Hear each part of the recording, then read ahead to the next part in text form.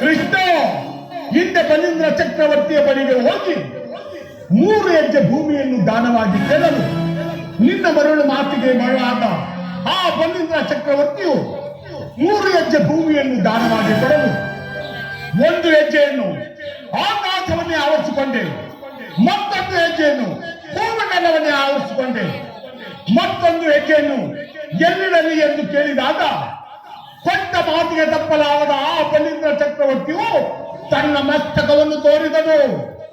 ಅವನ ಮಸ್ತಕದ ಮೇಲಿಟ್ಟು ಪೋತಾಳಕ್ಕೆ ತುಡಿದ ಮೈಮನಲ್ಲವೇ ನೀನು ಕೃಷ್ಣ. 3 ಹೆಜ್ಜೆ ಭೂಮಿಯನ್ನು ಕೊಟ್ಟ ಆ ಬಲೀಂದ್ರ ಚಕ್ರವರ್ತಿಯ ಗತಿಯಾದ ಮೇಲೆ 1 ಊರನ್ನು ಕೊಟ್ಟ ನನ್ನ ಗತಿ ಏನಾಗುವುದೆಂಬುದನ್ನು ನಾನು ಚೆನ್ನಾಗಿ ಬಲ್ಲೆ ಕೃಷ್ಣ. 1 ಊರಲ್ಲ, 1 ಊರಿನಲ್ಲಿ 1 ಗೋಪಾಲದಲ್ಲಿ ಮುಳ್ಳು ಮನೆ ಊರುವಷ್ಟು